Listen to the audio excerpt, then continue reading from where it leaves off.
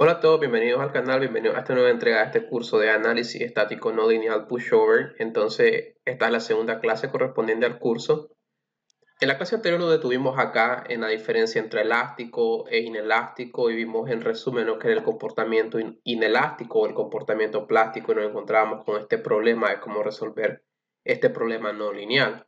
Entonces les dije que en la clase de hoy lo que vamos a hacer es cubrir la relación entre fuerzas de desplazamiento o relaciones constitutivas FD. Adicionalmente vamos a ver lo que sería no linealidad del material y los modelos no lineales a los que vamos a estar asignando la plasticidad. Entonces, bueno, sin más dilación, empecemos. Ok, entonces vamos a hablar de las relaciones constitutivas FD o fuerza de desplazamiento o momento rotación o momento curvatura.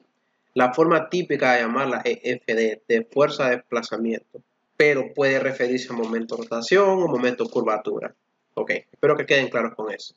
Entonces, es importante comprender que para predecir el comportamiento del material debemos mantener registro no solo de la deformación elástica, sino también de la deformación inelástica o plástica que se ha ido acumulando. Entonces, ese registro puede ser complicado de mantener, sobre todo en un material cuyo gráfico de esfuerzo de formación muestra una forma compleja, como en este ejemplo que tenemos acá, con una función no lineal, que no es sencilla de predecir. Necesito alguna función que la pueda predecir. Entonces, ¿qué podemos hacer en esos casos? Bueno, tenemos un modelo simplificado y lo más conocido son estos dos que tenemos acá. El modelo de endurecimiento lineal o LH que viene de Linear Hardening y el modelo elástico perfectamente plástico o EPP que viene de Elastic Perfectly Plastic. Y tenemos otros modelos que vamos a hablar de algún otro más adelante. Entonces, bueno, ¿de qué van estos modelos? Veamos. Lo que vamos a hacer es aproximar la función no lineal con funciones lineales a tramos. En el caso que tengamos, y digamos lo vamos a ver de forma general, esfuerzo, carga axial o momento y como respuesta deformación, desplazamiento o rotaciones, entonces lo que vamos a tener es esta relación no lineal que es aproximada a través de dos relaciones lineales. Esta, por ejemplo, en este modelo de endurecimiento lineal, vamos a tener la primera parte con la primera rigidez elástica, completamente elástica, y luego vamos a tener otra rigidez que va a ser una rigidez tangencial, que es menor que la primera rigidez y representa la plastificación del elemento o la pérdida o degradación de rigidez del mismo. Entonces este modelo consta de tres parámetros. El parámetro que tiene que ver con la acción, que en este caso sería, por ejemplo, el esfuerzo de excedencia o la carga de excedencia, o en este caso, bueno, aquí lo escribí mal, el momento de excedencia, MY, ese sería uno de los parámetros, que sería este parámetro que está acá, que necesito para definir este punto del modelo. Luego tendría la rigidez inicial y luego necesitaría tener la rigidez tangencial. Y con esos tres parámetros puedo definir este modelo. Luego el modelo elástico perfectamente plástico solo necesita un par de parámetros para definirse. El primero que tiene que ver con ya sea el esfuerzo de excedencia o la carga de excedencia o el momento, una vez más, pues momento, MY, el momento de excedencia, y el otro sería la rigidez de la parte elástica, porque en este modelo es elástico y luego es plástico perfecto. O sea, no tengo otras rigidez adicionales. Una vez que hemos alcanzado el esfuerzo o la carga o el momento de excedencia, esto es completamente plástico. O sea, es como estar, digamos, en esta zona perfectamente plástica de este ensayo que tenemos acá. Este modelo es bastante aplicable, es muy práctico y además resulta bastante útil y predice el comportamiento bastante bien para la mayoría de los casos. No es necesario a veces tener este modelo, este responde, digamos, o funciona muy bien. Y vamos a estar viendo cómo utilizarlo más adelante. Luego vamos a ver también cómo podemos utilizar este modelo elástico con endurecimiento lineal, primero elástico, luego teniendo este endurecimiento lineal o una representación del endurecimiento por deformación. Ok, entonces el mismo comportamiento aplicaría en compresión cuando tenemos, por ejemplo, materiales isotrópicos, o sea, para el modelo de endurecimiento lineal pueden ver que si voy en la dirección opuesta voy a tener la misma respuesta solo en la otra dirección. Igual sucedería para el modelo elástico perfectamente plástico. Pueden ver que tendría el mismo comportamiento pero en la otra dirección. Ahora, esto es interesante. Ante acciones cíclicas, por ejemplo, de los sismos, un miembro estructural puede presentar un comportamiento histerético. Este comportamiento puede ser representado por ambos modelos, por el elástico perfectamente plástico o por el modelo de endurecimiento lineal. Aquí pueden ver cómo este comportamiento histerético es representado por este modelo elástico perfectamente plástico. Esta línea verde que está acá lo representa. Creo que muchas personas pueden tener dudas de qué es este comportamiento histerético en los sismos en general, qué es lo que está sucediendo. Entonces, para que quede bastante claro, lo que voy a hacer es que les voy a mostrar un video que tengo por acá. Entonces, acá pueden ver que tiene una columna que se está moviendo de un lado a otro. El movimiento es cada vez, o el desplazamiento es cada vez mayor. Pueden ver cómo se carga y se descarga y va formando una especie de lazo de carga y descarga. Eso es lo que se conoce como comportamiento histerético o histeresis. Entonces pueden ver que es cada vez mayor y pueden seguirlo ahí, pueden irlo viendo, pueden ver cómo se va desplazando cada vez más. Esto es lo que sucede durante los sismos, que las sacudidas son de un lado a otro, no en una sola dirección. En una sola dirección es lo que conocemos como comportamiento monotónico. En este caso, este es un comportamiento que va de un lado a otro. Son ciclos de carga y descarga y es lo que se conoce como comportamiento, como les digo, histerético. Y de eso se trata. Creo que este video, en un video habla más que 1000 palabras, así que con esto creo que lo pueden entender completamente. Ok, de regreso a la presentación. Entonces, pueden ver de que eso que sucedió en el ejemplo que les acabo de mostrar es lo que está sucediendo acá. Tenemos estos ciclos de carga y descarga, carga y descarga, carga y descarga.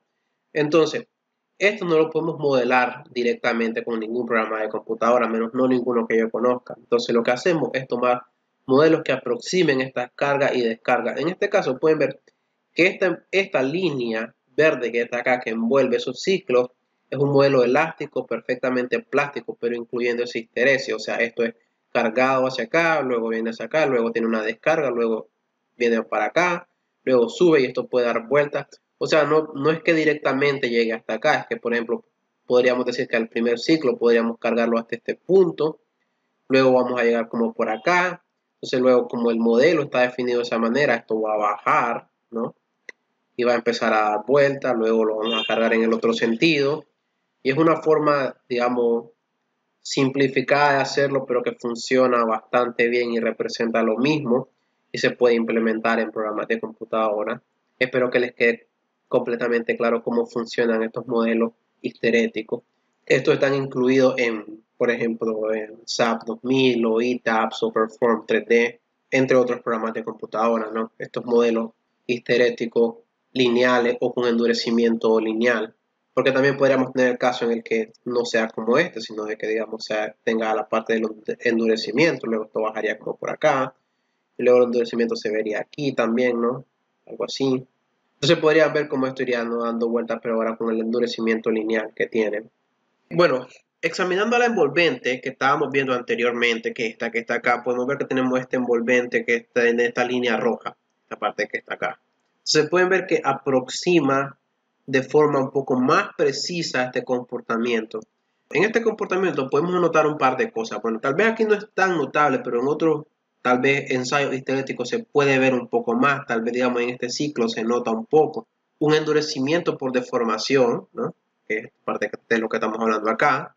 Y además de ese endurecimiento por deformación, tenemos una degradación de la rigidez, que es lo que tenemos acá. Pueden ver esta Strain Deterioration que dice aquí, ¿no? Que es una degradación de la resistencia o la rigidez. Y entonces una manera más viable, digamos, o un poco más precisa de modelar eso es a través de una relación multilineal. O sea, esta relación multilineal es, por ejemplo, la curva generalizada o un backbone curve, que es como la que aparece en AC41. Entonces, esto, de cierta manera, digamos, no es perfecto, pero representa mejor este comportamiento, este envolvente roja que pueden ver acá. No es tan simplificado como el modelo elástico perfectamente plástico o simplemente tener un modelo elástico con endurecimiento lineal. Es un poco más preciso. Entonces, como pueden ver, aquí tienen este punto A, B, C, D, E y pueden unir este punto C con este punto E para representar la degradación de la rigidez de mejor manera.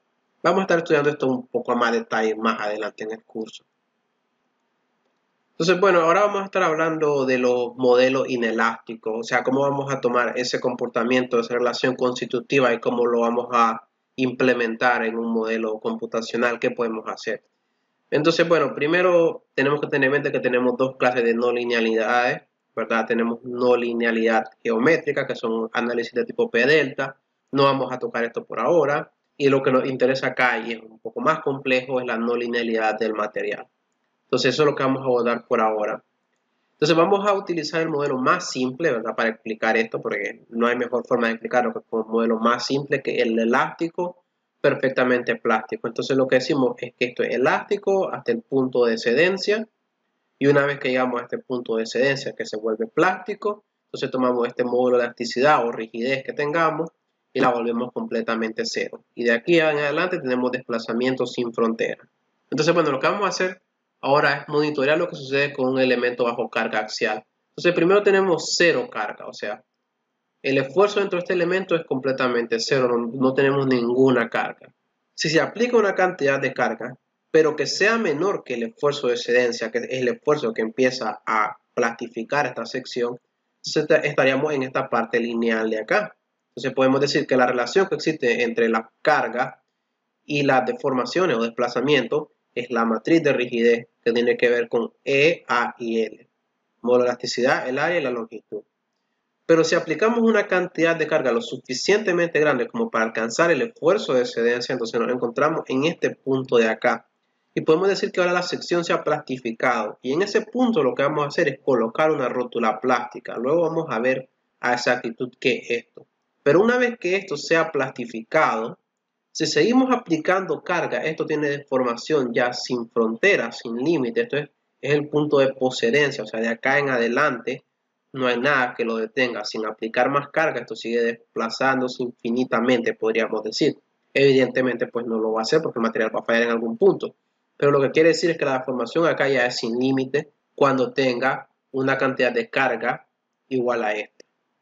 Ok, ¿cuándo alcanzamos la rotura plástica? Bueno, cuando la carga que tengamos ha alcanzado a la carga de excedencia, o cuando el esfuerzo, si lo quieren ver desde un punto de vista de esfuerzo, ha alcanzado al esfuerzo de excedencia. ¿Y qué es una rotura plástica? Bueno, es una especie de articulación o liberación que colocamos en un elemento una vez que consideramos que cierta sección de este sea plastificado. Luego lo que sucede es que vamos a explicarlo de mejor manera con ejemplos más claros, pero tal vez con este no es tan sencillo de ver, pues muy simple para verlo. Pero bueno, lo que podemos decir es de que para que esto se pueda luego desplazar sin límite, lo que tenemos que hacer es colocar una liberación acá, liberarlo axialmente. Entonces tenemos una rótula acá. Entonces está liberado axialmente. Una vez que hemos alcanzado la carga o esfuerzo de excedencia, de ahí en adelante tenemos esta liberación y esto se puede desplazar libremente porque ya lo hemos liberado en ese punto. Y eso es una rótula plástica.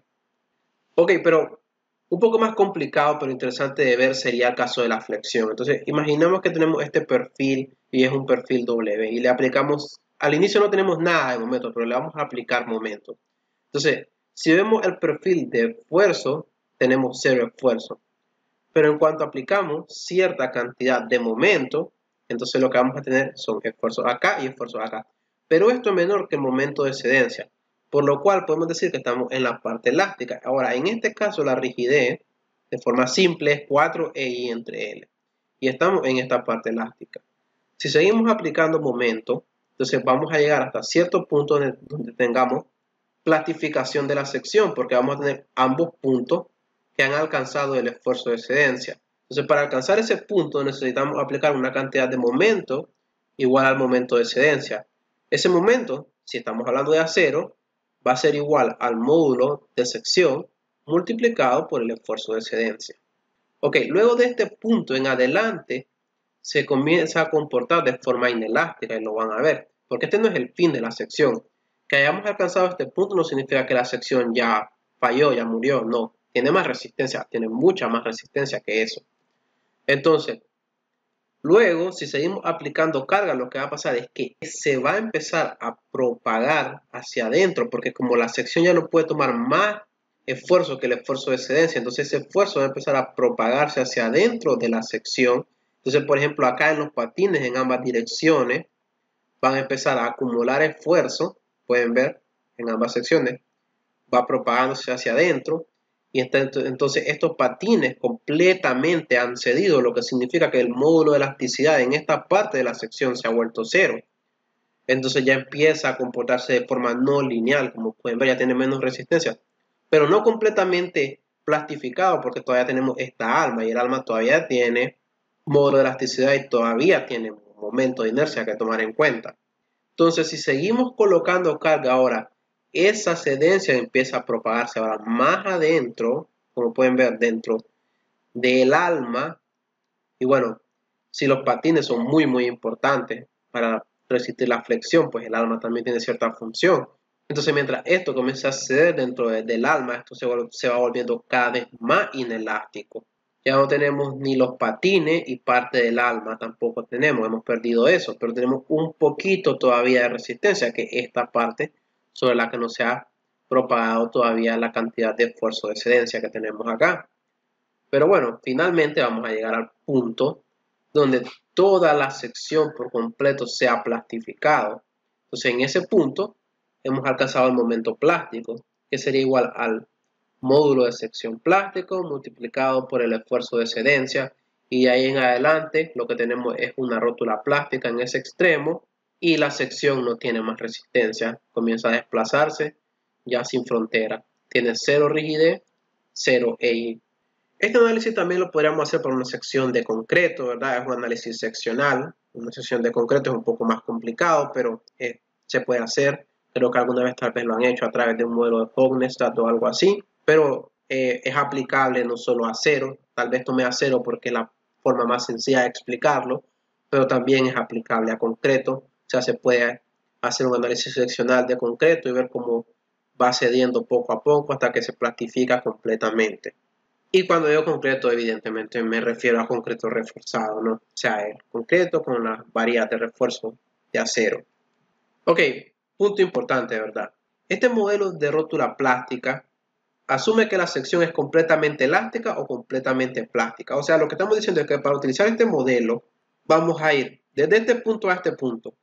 Es completamente elástico. Y llegado a este punto es completamente plástico. Es el modelo bilineal o el modelo elástico perfectamente plástico que les acabo de explicar algunas diapositivas atrás. O sea, esta pérdida gradual de la rigidez la vamos a ignorar. Ahora creo que muchos ya, si son un poco perspicaces, se pueden dar cuenta cómo podrían modelar esta parte de pérdida gradual, que sería con un modelo de endurecimiento lineal hasta llegar a este punto. Y luego de ese punto necesitaría un modelo multilineal, serían como 3 puntos. O sea, sería llegar acá, luego otra línea para acá y luego otra línea para acá. Pero bueno, eso más adelante lo vamos a ver mejor. Bueno, entonces, ¿y cuándo se da la rótula plástica? Bueno, se da cuando el momento es igual al momento plástico, o si lo quieren ver desde un punto de vista más matemático, cuando la relación que hay entre el momento y el momento plástico es igual a 1, tenemos una rótula plástica en la sección.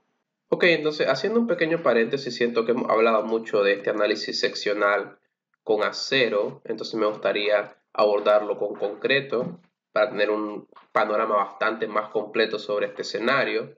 Entonces, bueno, lo que tenemos en este caso es lo siguiente. Tenemos ahora una sección de concreto. Todos saben lo que es D, que es la distancia entre la fibra más comprimida, y el centroide del acero en tensión. Todos saben lo que es B, el ancho de la viga, y H, la altura. Entonces tenemos esta sección de concreto sujeta a este momento, y evidentemente este momento hace rotar la sección. Entonces este momento va a ir incrementando y vamos a ir construyendo este diagrama de momento, y ojo, esto es muy importante acá, curvatura, porque cuando se trata de concreto es más sencillo hacerlo con momento curvatura. Luego, a través de esta ecuación diferencial básica de Euler-Bernoulli, lo que pueden hacer es transformar la curvatura a rotación, pero vamos a hablar de eso luego.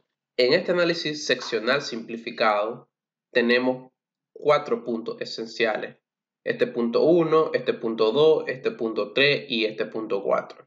Entonces, ¿de qué se trata cada uno de estos puntos? Veamos, cada uno de estos puntos tiene un correspondiente momento y una correspondiente curvatura asociada a ese momento.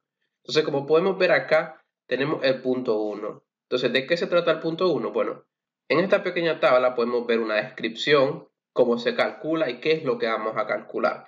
Entonces, el punto 1 es justo antes del agrietamiento de la sección. Entonces, en ese caso se usan propiedades transformadas, no agrietadas. Se determina cuando el esfuerzo iguala a la resistencia, bueno, aquí me disculpan, es resistencia en tensión del concreto. Se calcula el momento de agrietamiento y la curvatura de agrietamiento justo antes. De eso se trata esta B que está acá. Entonces, bueno, ¿cómo calculamos el momento de agrietamiento? Es sencillo, lo que hacemos es calcular este esfuerzo en tensión del concreto, o sea, o el esfuerzo que el concreto puede resistir hasta la ruptura en tensión, que si lo recuerdan es 7.5 raíz cuadrada de f'(c) en unidad del sistema inglés. Una vez teniendo eso, ¿verdad? Lo que tenemos que calcular adicionalmente sería la inercia no agrietada, transformada. ¿Por qué transformada? Porque lo que hacemos es transformar, y creo que esto lo recuerdan de su curso de concreto básico, esta sección de acero en una sección de concreto equivalente, y con esa transformación calculamos un momento de inercia transformado, no agrietado en este caso, y luego restamos h, que es la altura de la viga, menos y barra t. ¿Qué es y barra t? Bueno, este es el centroide transformado de la sección. Creo que esto lo recuerdan, todo esto lo recuerdan de su clase de concreto reforzado básico. Entonces, bueno, una vez teniendo eso, lo que vamos a calcular es cuál es la curvatura asociada a ese momento. Y esa curvatura la calculamos con esta ecuación que tenemos acá. Pero bueno, primero veamos que esto que está acá es la deformación en el plano. O sea, lo que estoy diciendo es que, por ejemplo, esta sección sigue, podemos decir, para acá, por ejemplo, tridimensionalmente, y bajo el momento aplicado a esta sección, entonces este plano se deforma de esta manera. Y estos valores que tenemos acá son las curvaturas correspondientes que estamos calculando. Entonces es una deformación del plano de la sección. O visto acá, por ejemplo, podemos decir de que ven que esta sección está rotando, ¿verdad? Bajo este momento. Entonces inicialmente esto era plano cuando la sección era recta. Si yo cortaba a través de la sección era un corte plano, pero luego ese corte plano se vuelve inclinado, ¿no? Entonces lo que estamos haciendo es calculando sobre ese corte inclinado una curvatura. Espero que queden claros con esa parte. Entonces, bueno, tenemos esta curvatura, ¿verdad? Justo antes del agrietamiento y se calcula de forma sencilla. Se calcula con el esfuerzo de ruptura en tensión del concreto dividido entre el módulo de elasticidad del concreto, 15.100 raíz cuadrada f'(c), sistema MKS, por ejemplo, entre el denominador que h menos y barra t, que ya hablé que esto que está acá, y lo que se está bosquejando acá es la deformación en esta fibra y la deformación en esta fibra de abajo. Y entonces este perfil que ven acá, simplemente en 2 dimensiones. Acá lo pueden ver en 3 dimensiones. Acá es como estarlo viendo solo desde un lado. Espero que les quede bastante claro esta parte. O sea, es estarlo viendo así como lo estoy viendo acá. Entonces, bueno, teniendo eso ya claro, luego vamos a tener un punto 2, donde sin aumentar la cantidad del momento, o sea, con el mismo momento de agrietamiento, vamos a tener una curvatura justo después del agrietamiento. Entonces, en este caso, digamos, el concreto, por ejemplo, ya se ha agrietado. Entonces, como ya se ha agrietado, vamos a utilizar propiedades transformadas agrietadas para determinar esta curvatura. Eso es lo que tenemos acá justo luego del agrietamiento. Dice, se usan propiedades de sección transformada agrietada y el momento de agrietamiento para determinar la curvatura post-agrietamiento. Entonces, bueno, esa curvatura post-agrietamiento, este valor que está acá, y se determina con esta ecuación que tenemos acá, donde este valor de KD no es nada más que la altura del eje neutro, cuando la sección es aún elástica, pero ya se ha agrietado. No sé si lo recuerdan, pero en sus clases de concreto lo que hacían era, bueno, nosotros tenemos una sección de concreto, ¿no? Entonces tenían acero en esa sección, entonces lo que querían era calcular la altura del eje neutro, y esa altura la determinaban como X, y luego esta distancia de acá, si este valor es D, ¿verdad? Porque este valor de acá es D, entonces esta distancia, que lo voy a representar mejor, es D menos X, y luego hacían una sumatoria de momentos de área. Tenían que transformar, recuerden, este acero en concreto y transformar este acero en una sección equivalente de concreto. Hacían una sumatoria de momentos de área de todo lo que estaba por encima del eje neutro con todo lo que estaba por debajo del eje neutro. Igualaban esos momentos porque tenían que estar en equilibrio los momentos de área, y a través de una ecuación cuadrática determinaban este valor de X, que es lo mismo que este KD que está acá. Si ustedes lo conocen como X, pues quédense con ese término X, pero yo le llamo acá KD. Entonces, bueno, con ese valor de KD lo que se hace es que se determina un momento de inercia agrietado transformado. Y teniendo el momento de agrietamiento, el módulo de elasticidad del concreto y ahora el momento de inercia agrietado transformado se calcula la curvatura post agrietamiento. Y bueno, ya tendríamos este punto 2 que está acá. Entonces ya pasamos por el punto 1, ya pasamos por el punto 2. Ahora vamos al punto 3. El punto 3 es donde tenemos la formación de la rótula plástica. Ahora por fin, cuando llegamos a este punto, tenemos la rótula plástica que se ha formado. ¿Por qué? Bueno, ¿qué es este punto? Este punto 3 es el final de la región elástica. O sea, aquí inicia la parte plástica. Entonces lo que vamos a hacer es calcular cuál es el momento de excedencia bajo dos condiciones. Y acá se lo voy a explicar. Lo que vamos a hacer es, se usan propiedades de sección transformada a agrietada, se determinan los valores cuando son dos condiciones que tengo que calcular. El acero ha cedido o B, el concreto ha alcanzado el 70% de su capacidad, o sea, ODF'(C). ¿Y qué es lo que sucede? El menor de estos valores es el que gobierna. Entonces, asociado al primero, y acá esto está mal, esto no es momento de agrietamiento, este es momento de excedencia, perdón. Asociado a este momento de excedencia, se determina esta curvatura de excedencia. Y asociado a este momento, al 70% de F'(C), se calcula esta curvatura al 70% de F'(C), aunque realmente es inverso, porque primero calculo la curvatura y luego calculo ese momento. Aquí lo pueden ver, porque el momento de excedencia es igual a la curvatura de excedencia por el módulo de elasticidad del concreto por la inercia agrietada transformada, que ya la calculamos en el punto 2, o, como les digo, la curvatura al 70% de F'(C) por el módulo de elasticidad del concreto por la inercia agrietada transformada. Entonces, bueno, regresando acá, entonces ahora tenemos más momentos, tenemos un momento tal que esto ha cedido, digamos, es el momento plástico para la sección, esto ya ha cedido, porque seguimos incrementando la cantidad de momentos, ya lo hemos hecho ceder. Entonces, este valor de KD ya saben cómo calcularlo, acá se lo expliqué brevemente, y se lo explico brevemente porque creo que lo tienen bastante claro en sus clases de concreto reforzado básico, pero si no lo recuerdan pueden desempolvar su cuaderno o ir a cualquier libro como McCormack, creo que es el más básico, o McGregor, que es bastante bueno, y bueno, desempolvar estos conceptos bien sencillos. Entonces, bueno, lo que vamos a hacer ahora es calcular la curvatura de excedencia y la curvatura del 70% de F'(C). La curvatura de excedencia la calculamos con el esfuerzo de excedencia del acero, no FY, que puede ser, por ejemplo, a 0 grados 60, serían 60 KSI o 4.200 kilogramos sobre centímetro cuadrado. El módulo de elasticidad de ese acero, 2.1 por 10 a la 6, por ejemplo, o 29.000, depende de qué sistema estén utilizando, de menos KD. Y recuerden que KD es lo mismo que X que ustedes veían normalmente en sus clases de concreto. Entonces, acá calculan la curvatura de excedencia. Luego, la curvatura al 70% de F'(C) sería el 70% de F'(C) dividido por el módulo de elasticidad del concreto por este valor de KD, que como les dije una vez más, es lo mismo que X acá. Entonces, teniendo estos dos valores de curvatura, regresan acá y calculan estos dos momentos y el menor de ellos es el que gobierna este punto 3. Es quien define cuál es el momento plástico, el momento de excedencia de la sección. Y finalmente tienen el momento nominal o el momento último, que como todos recuerdan para una sección simplemente armada es el área 0 por FY por T menos A medio. Y asociado a eso tienen que calcular una curvatura nominal. Entonces, este punto 4 es la capacidad nominal o capacidad última de la sección.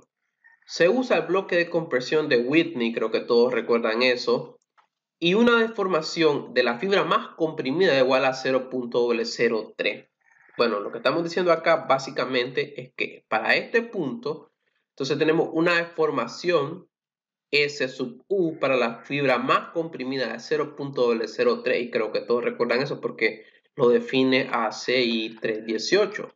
Bueno, en este punto el acero se supone que ha cedido, ¿no? Y determinan este valor de curvatura última, curvatura nominal, como E sub CU entre C. Y recuerden que C, ¿qué es C? Bueno, C es este valor que está acá, es la altura del eje neutro cuando la sección se encuentra en su capacidad última. Y recuerden que lo puedo relacionar a través de esto. Recuerden que nosotros decíamos que A era igual a beta 1 multiplicado por C, por lo tanto C no es más que decir A entre beta 1 y que A es la altura del bloque de compresión de Whitney. O sea, si yo tengo la sección así, recuerden que tengo este bloque de compresiones de Whitney. ¿no? Que se define con una altura de A, aquí es 0.85 de F'C, y luego acá tienen la tensión en el acero, y entonces A es este valor que está acá, y bueno, el valor de beta 1 depende obviamente del parámetro del concreto que estén utilizando. Ya teniendo eso, como les digo, ya teniendo C, pueden calcular esta curvatura nominal. Teniendo esta curvatura nominal o curvatura última, han construido el diagrama completo de momento curvatura. Ahora, si lo que quieren es rotación, recuerden que lo que pueden hacer es decir, bueno, este término que está acá no es más que la curvatura, entonces significa que esto es igual a m entre EI, y si integran una vez, lo que obtienen es la rotación, como el integral entre m y EI. Creo que todos recuerdan eso. Entonces, teniendo eso en mente, ya estamos completos con este diagrama. Y es importante dejar algunos puntos claros. Por ejemplo, esta es una vista muy caricaturesca del diagrama. Realmente este diagrama es más elastoplástico. O sea, si lo hacen, ¿verdad? Aquí tienen momento, por ejemplo, en pulgadas y curvatura, ya de una sección real. Entonces pueden ver que se puede aproximar con un modelo elastoplástico, elástico perfectamente plástico, bastante bien. Bueno, y acá acaba este paréntesis sobre un análisis seccional para concreto. Como les digo, me gustaba tener un panorama más completo. Estaba hablando mucho de acero, entonces decidí incorporar concreto. Pero ya vamos de regreso a donde estábamos en el video. Hablando un poco más de estos modelos de rótula plástica, este modelo que está acá, también se conocen como modelos de plasticidad concentrada. ¿Por qué? Porque toda la plasticidad lo estamos concentrando en esos puntos específicos, que son esas rótulas que normalmente se colocan en los extremos de las secciones. Esto es de la siguiente forma. Lo que tenemos en medio, bueno, si lo quieren ver como una viga o una columna, pensemos que es una viga, es una sección elástica. O sea, toda esta línea, todo este elemento de tipo línea que está acá es elástico.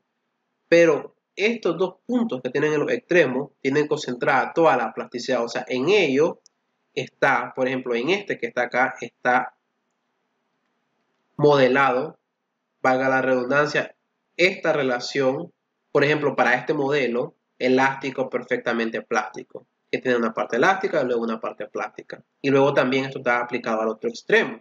Ahora, si lo que queremos es utilizar el modelo de endurecimiento lineal, es más como una especie de resorte lo que vamos a tener. O sea, una vez que la sección ha alcanzado el momento plástico, estos resortes tienen cierta rigidez, no son completamente liberaciones como en este caso, que son completamente liberaciones. En este caso no son liberaciones, son una especie de conexión semirrígida. O sea, esto tiene asignado esta rigidez que está acá. Entonces eso está en este modelo de resorte no lineal, una rótula resorte no lineal. Entonces, bueno, como les explicaba, se colocan rótulas plásticas únicamente en los extremos de los elementos. Eso es lo que normalmente se hace.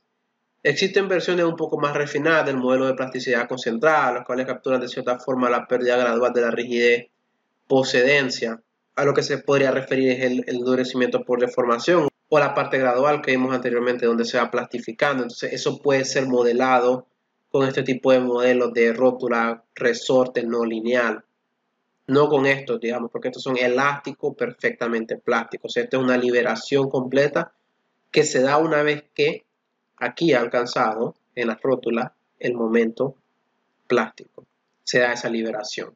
Bueno, tenemos también modelos de plasticidad distribuida, siempre sobre elementos de tipo línea. Ahora la diferencia es que la plasticidad va a lo largo de un elemento, está distribuida a lo largo de ese elemento, no es un punto concentrado. Bueno, entonces, ¿cuáles son las ventajas de este modelo de zona plástica? Bueno, la ventaja es que si captura esa sedencia gradual de la que hablamos, o sea, es cuando esto se va plastificando de forma gradual, eso sí lo puede capturar a lo largo de la altura, o sea, del peralte que tiene esto y la longitud que tiene esta zona plástica. Podemos ir capturando ese comportamiento a lo largo de esta sección o de esta zona en específica. Como les digo, no es un solo punto como antes. Bueno, y entre más redundante se vuelve la estructura, la diferencia entre el modelo de plasticidad concentrada, que es el de la rótula plástica, y este modelo de plasticidad distribuida, decrece significativamente, así que no hay como que mucho por qué preocuparse al respecto. Bueno, además de esos modelos, tenemos modelos de tipo fibra, ¿no? En este caso lo que tenemos es diferentes fibras que vamos a aplicar a una sección y en esas fibras vamos a modelar la inelasticidad o el comportamiento inelástico. Entonces esto sería como, digamos, en el caso de concreto, para ya variar un poco, yo vengo y, porque es bastante aplicable a estos casos, voy a modelar una viga, donde lo que me interesa sea simplemente, y lo voy a hacer en otro color, el momento alrededor de este eje que está acá. Entonces lo que voy a hacer es tomar esta viga, y evidentemente esta viga tiene acero, ¿no? Tiene acero, pongámosle acá, y tiene acero acá, y tiene, supongamos, unas 3 barras de acero acá. Entonces lo que voy a hacer es decir, bueno, eso en lugar de tener esto, entonces lo que voy a hacer es modelar esto como fibras y cada una de estas fibras va a ser asignada una relación constitutiva. Entonces, digamos, por ejemplo, el acero va a estar modelado en esta fibra que está acá. Y esta fibra lo que hace es tener esta relación para el acero, esta relación constitutiva para el acero. Y el resto de fibras que tenemos, por ejemplo, esta de acá, tendría esta relación constitutiva para el concreto que pueden ver acá, donde obviamente se tiene que hacer de forma simplificada con estos puntos Y, U, L y R que van a depender de ciertos parámetros como por ejemplo el modo de elasticidad del concreto o la deformación última del concreto que es 0.03 como todos saben. Entonces en este tipo de modelos de fibra lo que se hace es asignar estas relaciones constitutivas a esta fibra, captura de mejor manera la no linealidad, pero evidentemente son más caros desde un punto de vista computacional. Entonces a veces son innecesarios y creo que el modelo de rótula plástica es bastante preciso y más precisión además de eso.